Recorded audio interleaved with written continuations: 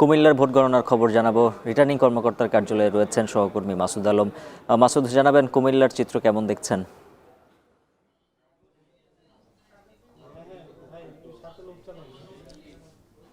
উজ্জ্বল, Comilla returning কর্মকর্তার কার্যালয়ে এখন চূড়ান্ত ফলাফল ঘোষণা চলছে। আমরা রয়েছি সেই সন্ধ্যা থেকেই। এখন যে পর্যায়ে এসেছে সেটি হচ্ছে যে যারা নির্বাচিত প্রার্থী রয়েছেন তাদের এক এক করে চূড়ান্ত ফলাফল ঘোষণার মধ্যে একটু বিরতি চলছে।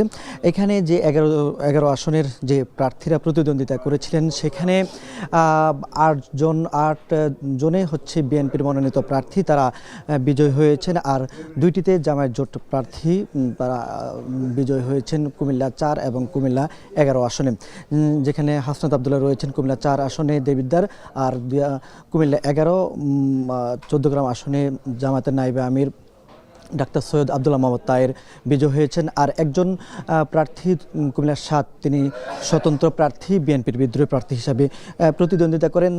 এই যে 11 জন প্রার্থীর যে ফলাফল সেটি চূড়ান্তভাবে এখন ঘোষণা হচ্ছে। একজন প্রার্থীকে ইতোমধ্যে তারা বেসরকারিভাবে নির্বাচিত ঘোষণা করে তাকে তার ফলাফল বুঝিয়ে দিয়েছেন রিটার্নিং কর্মকর্তা। আমরা দেখেছি আসলে আজকে সারাদিনেই একটি সুষ্ঠু, নিরপেক্ষ এবং সুন্দর একটি পরিবেশে ভোট গ্রহণ হয়েছে। এই যে জেলার প্রায় অর্ধ কোটি ভোটার তাদের ভোটাধিকার প্রয়োগ করতে আমরা দেখেছি প্রতিটি কেন্দ্রে কেন্দ্রে উপচে পড়া ভিড় ছিল।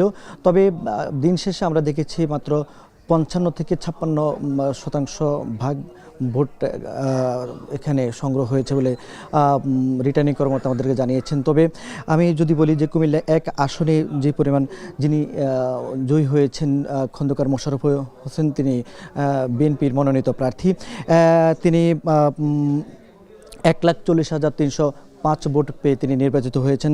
একই সঙ্গে কুমিল্লা 3 আসনে তিনি কায়কোবাদ স্থায়ী কমিটির সদস্য বিএনপির, তিনি জয়ী হয়েছেন 1,83,128 ভোট পেয়ে।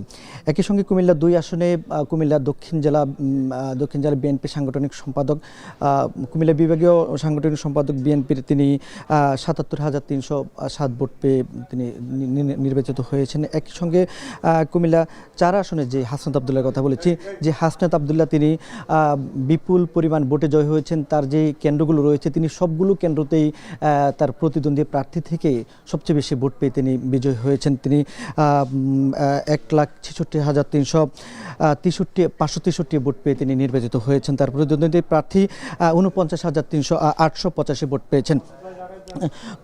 কুমিল্লা চৌদ্দগ্রাম আসনের যিনি জামায়াতের নায়েবে আমির, তিনি ভোট পেয়েছেন। এখানে তার যে প্রতিটি কেন্দ্রের যে ফলাফল সেখানে বিশ্লেষণ করে দেখা গেছে তিনি যে বিএনপির মনোনীত প্রার্থী কামরুল হুদা তার যে তুলনায় তিনি প্রায় 50,000-এর বেশি ভোট পেয়ে তিনি নির্বাচিত হয়েছেন। তো এ ছিল এখানকার সবশেষ। তবে এখন পর্যন্ত যে ফলাফল ঘোষণা সেটি আরও কয়েকটি আসনের ফলাফল এখনও বাকি রয়েছে, সেটি চূড়ান্তভাবে ঘোষণা করার পরে মূলত হচ্ছে যে আজকে বেসরকারিভাবে এই 11 আসনের প্রার্থীদেরকে ঘোষণা করবেন। তো এই ছিল কুমিল্লা থেকে সবশেষ। কুমিল্লার জেলা রিটার্নিং অফিসারের কার্যালয় থেকে ভোট গণনার সবশেষ খবর জানাচ্ছিলেন সহকর্মী মাসুদ আলম।